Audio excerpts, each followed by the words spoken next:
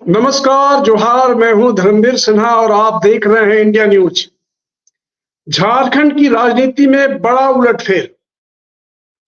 OBC के कद्दावर नेता रघुवर दास गवर्नर बनाए गए हैं, उड़ीसा के गवर्नर। और रघुवर दास से बातचीत में रघुवर दास सिर्फ यही कह रहे हैं कि जय जगन्नाथ। हालांकि उन्होंने ये भी कहा कि दुर्गा पूजा की शुभ घड़ी में यह समाचार मिला है, लेकिन ज्यादा नहीं कुछ कहते हैं, सिर्फ इतना ही कह रहे हैं जय जगन्नाथ। रघुवर दास कद्दावर नेता है ओबीसी के, जमशेदपुर में। और इनकी जो मामूली एक मजदूर से, आपको बता दें कि मामूली मजदूर से गवर्नर तक की जो इनका ग्राफ जो है, जमशेदपुर में टाटा स्टील के रोलिंग मिल में ये काम करते थे, मजदूरी करते थे। और जेपी आंदोलन के वक्त छात्र की राजनीति में आए और तमाम उतार चढ़ाव के बीच मुख्यमंत्री, मंत्री, मुख्यमंत्री और अब उन्हें राज्यपाल की जिम्मेवारी दी गई है। इनके पास राजनीतिक अनुभव तमाम है, लेकिन लोकसभा चुनाव और विधानसभा चुनाव झारखंड में अगले साल है। ऐसे में रघुवर दास को ओडिशा का राज्यपाल बनाया जाना साफ है कि बाबूलाल मरांडी को खुली छूट दे दी गई है कि संगठन में जैसा चाहे वैसा करें। उनके ऊपर अब जिम्मेवारी है लोकसभा की 14 सीटों को जीतना। बाबूलाल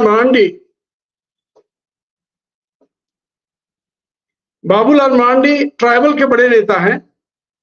इनके साथ बीजेपी के कोई अब बड़े नेता नहीं है, क्योंकि पहले से ही ऑलरेडी अर्जुन मुंडा को दिल्ली शिफ्ट कर दिया गया है। रघुवर दास थे जिनके बारे में कहा जाता था कि ये रोड़ा अटकाते हैं संगठन के कामकाज में, तो अब इन्हें भी ओडिशा का गवर्नर बना दिया गया है। अब जो है सब जूनियर है इनके साथ। हाल ही में सचेतक बनाए गए हैं जेपी पटेल, जो कुर्मी समाज के हैं।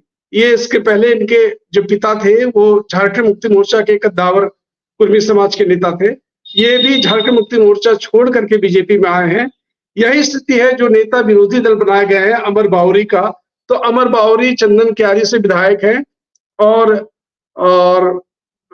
जनजाति, अनुसूचित जनजाति मोर्चा के, आपको बता दें कि ये अध्यक्ष थे और उन्हें अब नेता विरोधी दल बनाया गया है। तो इनके साथ अब ये तिकड़ी है, ओबीसी एसटी खुद बाबूलाल मरांडी है, ओबीसी है जेपी पटेल और ईबीसी में अमर बावरी।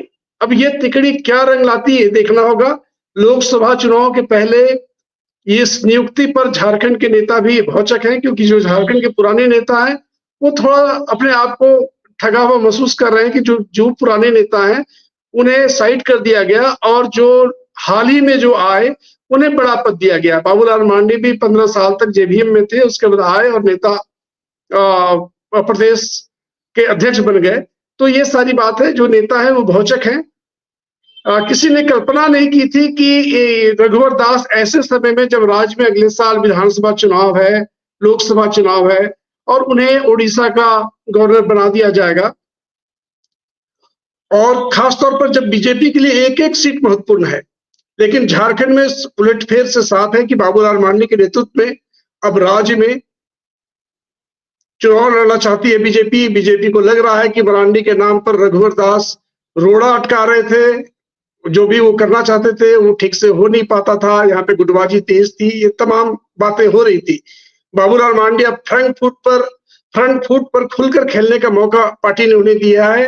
बीते विधानसभा चुनाव में मुख्यमंत्री रहते रघुवर दास अपनी विधायकी गंवा चुके थे और इस वजह से इनकी जो छवि है वो थोड़ी धूमिल हुई थी।